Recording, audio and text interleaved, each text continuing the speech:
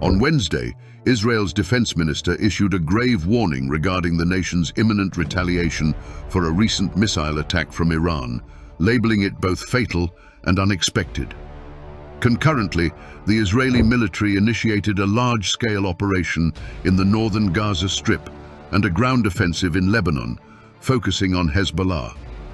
In diplomatic developments, Israeli Prime Minister Benjamin Netanyahu engaged in his first conversation with US President Joe Biden in 7 weeks. The discussion, as reported by the White House, centered on Israel's strategy for responding to the Iranian attack.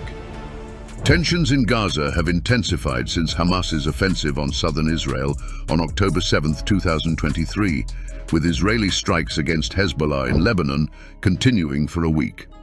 Additionally, Israel is contemplating a significant counterattack against Iran in response to its missile launch on October 1st. Defense Minister Yoav Gallant remarked, "Our attack will be devastating, absolutely precise, and above all, will create an element of surprise. The enemy will not have time to understand what is occurring. The consequences will be evident."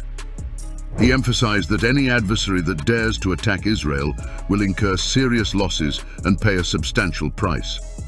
On October 1st, Iran launched several missiles targeting Israel, which the United States assisted in intercepting. President Biden has indicated his decision not to support retaliatory strikes on sites related to Tehran's nuclear program.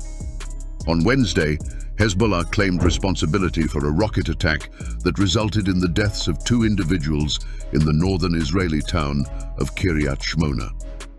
The acting mayor, Ophir Yehezkeli, confirmed the victims were a couple walking their dog.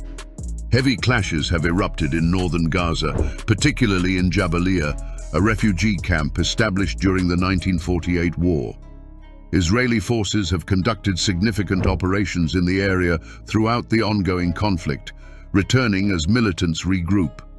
The entire northern region, including Gaza City, has sustained considerable destruction and has remained largely isolated by Israeli forces since late last year. Residents of Jabalia reported that thousands have been confined to their homes since operations commenced on Sunday, with Israeli jets and drones patrolling the skies while troops engaged militants in the streets. It was like hell. "We couldn't get out," recounted Mohammed Auda, who was sheltering with his family. He noted that 3 bodies lay on the street outside his residence, unable to be retrieved due to continued hostilities. According to the Gaza Health Ministry, 40 bodies were recovered in Jabalia between Sunday and Tuesday, with an additional 14 found in communities further north. More casualties are believed to be trapped under rubble in currently inaccessible areas. Residents of Jabalia express concerns that Israel intends to displace them and convert the northern region into a closed military zone or a Jewish settlement, pointing out that Israel has restricted all roads except for the main highway leading south. People in the area are firmly stating their intention to remain in northern Gaza, refusing relocation to the south. Ahmed Kamar, a resident of Jabalia, conveyed this sentiment in a text message. Fadel Naim, director of Al-Ali Hospital in Gaza City, reported a significant influx of wounded individuals and casualties from the north. "We have declared a state of emergency, postponed scheduled surgeries, and discharged stable patients," he stated in a text message to the AP. The ongoing offensive has severely impaired Gaza's healthcare system, resulting in the closure of most hospitals and the limited functioning of a few. Naim reported that 3 hospitals to the north, Kamal Adwan, Auda, and Indonesian Hospital, are now nearly inaccessible due to ongoing hostilities. Gaza's health ministry stated that the Israeli military has ordered the evacuation of both staff and patients from these hospitals. Additionally, a United Nations report indicated that humanitarian aid has not reached the northern area since October 1st.